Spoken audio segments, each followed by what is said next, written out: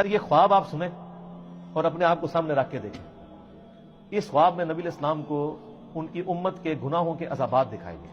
اللہم اجرنا من النار، اللہم اجرنا من النار، اللہم اجرنا من النار، اللہم من احییتہ منا فاحیہ علی الاسلام ومن توفیتہ منا فتوفہ علی الایمان. تو نبی علیہ السلام فرمایا میں نے 2 آدمی دیکھے. اب یہ آدمی کون تھے؟ کوئی فرشتے تھے. تو اینڈ پہ پتہ چلے گا یہ کون تھے. ابھی آپ صرف اس کا سسپینس رکھیں. آپ نے بھی سسپینس رکھا ہے. آپ فرمایا میں نے 2 آدمی دیکھے، وہ میرے پاس آئے اور انہوں نے مجھے ہاتھوں سے پکڑا اور مجھے ایک مقدس سرزمین کی طرف لے گئے. وہاں ایک آدمی بیٹھا ہوا تھا اور ایک کھڑا ہوا تھا. اس کے ہاتھ میں لوہے کا ایک ٹکڑا تھا. وہ اس کو دوسرے آدمی کے جبڑے میں داخل کرتا اور اس کو اس کی گدی تک چیر دیتا. یعنی یوں ڈال کے نا ایسے، یہ گدی یہ کہتے ہیں، یعنی یہ ہے نا، یہ پورا جبڑا چیرتا ہوا پیچھے تک. پھر اسی طریقے سے وہ دوسرے جبڑے کے ساتھ ایسا کرتا اور اتنے میں پہلا جبڑا ٹھیک ہو چکا ہوتا. استغفر اللہ. یعنی عذاب مسلسل.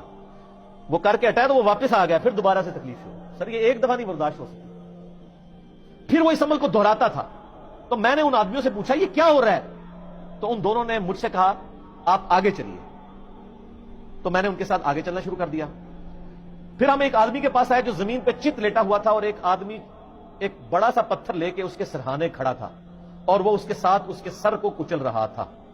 جب وہ اسے مارتا تھا تو پتھر لڑک کر جاتا، وہ اسے لینے کے لیے جاتا لیکن اس کے واپس آنے تک اس کا سر پھر بالکل ٹھیک ہو جاتا. توبہ توبہ توبہ. اتنا بھاری پتھر کا عذاب اس شخص کے اوپر کہ اس کا سر جو ہے وہ چپٹا ہو رہا ہے اور پھر وہ پتھر لڑک کے دور چلا جا رہا ہے اور وہ اٹھانے کے لیے وہ پتھر جا رہا ہے، واپس آتا ہے تو دوبارہ سر واپس آ جاتا ہے. پھر اس تکلیف سے گزرنا ہے. سر آپ تو ایک دفعہ سر کے اندر برداشت نہیں ہم لوگ کر سکتے. اللہ تعالیٰ ہمیں ان عذابات سے محفوظ فرمائے. جب وہ اسے مارتا تھا تو پتھر لڑک جاتا، وہ اسے لینے کے لیے جاتا لیکن واپس آتا تو پھر اس کا سر ٹھیک ہو جاتا. وہ آدمی اس کے ساتھ پھر وہی کرنا شروع کر دیتا اور یہ عمل مسلسل جاری رہتا. میں نے کہا یہ کیا ہے؟ تو ان دونوں نے کہا یا رسول اللہ آگے چلیے. ہم اور آگے چلے حتیٰ کہ ہم تندور جیسے سوراخ کے پاس آئے جس کے اوپر کا حصہ تنگ تھا جبکہ اس کا نچلا حصہ کھلا تھا. اس کے نیچے آگ جل رہی تھی. جب وہ اوپر اٹھتی تو اس میں موجود افراد بھی اوپر بلند ہوتے. کوئی تندور تھا جو اندر سے بہت بڑا تھا، اس میں آگ کے اوپر کچھ لوگوں کو تلا جا رہا تھا. جب وہ آگ باہر نکلتی نا تو وہ بندے بھی باہر یوں نکلتے، پھر وہ اندر چلے جاتے. استغفر اللہ. اللہم اجرنا من النار. سر یہ بخاری شریف ہے، یہ بزرگ شریف یا کہانی شریف نہیں ہے، یہ بخاری شریف ہے. اس کے نیچے آگ جل رہی تھی. جب وہ اوپر اٹھتی تو اس میں موجود افراد کو بھی اوپر بلند کرتی حتیٰ کہ ایسا لگتا کہ وہ اس سے نکل جائیں گے. اور جب وہ نیچے بیٹھنے لگتی تو وہ واپس چلے جاتے. اور میں نے اس تندور میں چند مردوں اور عورتوں کو ننگی حالت میں عذاب میں مبتلا دیکھا جن کے کپڑے نہیں تھے. میں نے کہا یہ کون لوگ ہیں؟ ان دونوں نے کہا یا رسول اللہ آگے چلے. ہم پھر چلے حتیٰ کہ ہم خون کی ایک نہر کے پاس پہنچے. وہاں نہر کے سامنے پتھر ہے. وہ شخص جو نہر میں ہے جب وہ باہر نکلنے کا ارادہ کرتا تو باہر کنارے پر کھڑا آدمی اس کے منہ پر پتھر پھینکتا. اس سے وہ پھر پہلی جگہ پر واپس پہنچ جاتا. یعنی وہ جو خون کی نہر میں عذاب ہو رہا تھا نا اس بندے کو، وہ جب اس سے نکلنے کی کوشش کرتا تو ایک باہر بندے کی ڈیوٹی لگی تھی، وہ اس کو پتھر مارتا، اس کے منہ پہ لگتا، پھر وہ وہاں جا کے گرتا، پھر وہ کنارے سے دور ہو جاتا. وہ جب بھی نکلنے لگتا اس کے منہ پر پتھر مار دیا جاتا، پھر وہ واپس چلا جاتا. میں نے کہا یہ کیا ہے؟ تو ان دونوں نے کہا یا رسول اللہ آگے چلیے. ہم آگے چلے حتیٰ کہ ہم سرسب شداب باغ میں پہنچ گئے. اس میں ایک بڑا سا درخت تھا اور اس کے تنے کے پاس ایک عمر رسیدہ شخص اور کچھ بچے تھے. اور درخت کے قریب ایک آدمی تھا، اس کے آگے آگ تھی جسے وہ جلا رہا تھا. وہ مجھے درخت پر لے گئے. انہوں نے مجھے درخت کے وسط میں ایک گھر میں داخل کیا. میں نے اس سے خوبصورت گھر کبھی زندگی میں نہیں دیکھا. اس میں بوڑھے، مرد، نوجوان، خواتین اور بچے سب تھے. پھر وہ مجھے وہاں سے باہر لے کر آئے اور درخت پر لے چڑھے اور مجھے اس سے بھی زیادہ بہترین خوبصورت گھر دکھایا. اس میں بھی بوڑھے اور جوان تھے. میں نے ان دونوں سے کہا تم رات بھر مجھے لیے پھر رہے ہو، مجھے یہ تو بتاؤ جو کچھ میں نے دیکھا ہے وہ کیا تھا؟ انہوں نے عرض کیا جی ہاں اب ہم آپ کو بتاتے ہیں. یعنی وہ سارے منظر دکھا کے نا نبی اسلام فرمایا کہ اتنا کچھ مجھے دکھایا، مجھے بتاؤ تو صحیح کیا کچھ تھا. تو انہوں نے کہا اب ہم آپ کو بتاتے ہیں. یا رسول اللہ رہا وہ شخص جس کو آپ نے شروع میں دیکھا تھا کہ اس کے جبڑے کو چیرا جا رہا تھا، تو وہ شخص وہ تھا جو دنیا میں جھوٹ بولا کرتا تھا اور پھر وہ جھوٹ آگے نقل کیا جاتا تھا حتیٰ کہ وہ آفاق تک پہنچ جاتا تھا. کہ جو کچھ آج کل ہمارے سیاستدان کر رہے ہیں، سوشل میڈیا کے اوپر آ کے دوسرے پولیٹیکل لیڈر کو ڈی فیم کرنے کے لیے جھوٹ بول دیتے ہیں. اسی طریقے سے علماء بھی کرتے ہیں، کسی کو بدنام کرنے کے لیے اس کے اوپر جھوٹے. یعنی میں تو اس سے سفر کر رہا ہوں، میرے اوپر کلپ چڑھائے ہوئے انجینئر محمد مرزا کا دعوی نبوت، نعوذ باللہ. ہم اندازہ کریں یعنی یہ وہ لوگ کلپ چڑھا رہے ہیں جن کے بزرگوں نے اپنے ناموں کے کلمے پڑھائے ہوئے ہیں. ایک غریب اتو بدتمیز اور جو ان کو ننگا کر رہا ہے اس کو کہہ رہے ہیں دعوی نبوت. تو یہ ان کا عذاب ہے، یعنی علماء کا عذاب ہے.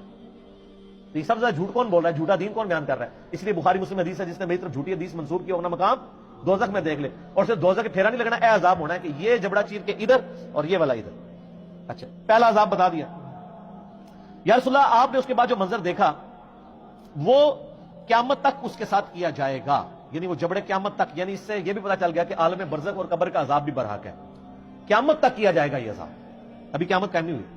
وہ آدمی جو آپ نے دیکھا کہ اس کا سر کچلا جا رہا تھا، یعنی وہ بھاری سا پتھر تھا اس کے سر پہ ڈالا جاتا ہے. سر، یہ مسلمانوں کی اکثریت ہے. یہ وہ شخص تھا جس نے قرآن کا علم سیکھا، لیکن اس کی نہ تو راتیں قرآن کے مطابق تھیں، نہ دن کے اعمال قرآن کے مطابق تھے. پورے کا پورا دین ہی کور ہو گیا. اور یہ تو اس کے لیے ہے جس نے قرآن سیکھا، اور جس نے قرآن کو سیریس لے کے سیکھا بھی نہیں ہے. یہ تو وہی ہے نا کہ ماں باپ کو اف تک مت کہو، اور جو گالیاں دیتا ہے ماں باپ کو، اس کا کوئی سوچ سکتا ہے؟ اور اس میں بھی ظاہر ہے کہ یہ قرآن کا علم سیکھ کے نہ دن کے مطابق عمل، نہ رات کے مطابق. تو اس میں بھی اولین مخاطب وہ علماء ہیں جو ڈگریوں والے دعویٰ کرتے ہیں ہم نے دین کا علم حاصل کیا ہے، خود عمل نہیں کرتے، وہ بھی شامل ہے. یا رسول اللہ، ان کے ساتھ بھی یہ سلوک قیامت تک جاری رہے گا. آپ نے جو سراغ میں دیکھا کہ وہ ننگی عورتیں اور مرد عذاب میں مبتلا تھے، وہ تھے جو دنیا میں زنا کیا کرتے، زانیوں کی سزا، بولے اعوذ باللہ. پھر آپ نے جس نہر میں دیکھا کہ وہ شخص ڈبکیاں کھا رہا تھا خون کی نہر میں، وہ سود خور تھا. استغفر اللہ. پھر آپ نے درخت کے تنے کے ساتھ جس بزرگ کو دیکھا وہ حضرت ابراہیم علیہ السلام تھے، اور ان کے ارد گرد جو بچے تھے وہ لوگوں کی اولاد تھی. جو شخص آگ جلا رہا تھا وہ جہنم کا داروغہ یعنی سیدنا مالک علیہ السلام تھے. اور پھر جس پہلے گھر میں آپ داخل ہوئے وہ عام مومنین کا گھر تھا. رہا یہ گھر تو یہ شہداء کا گھر ہے، اور میں جبرائیل ہوں اور یہ میکائیل ہے.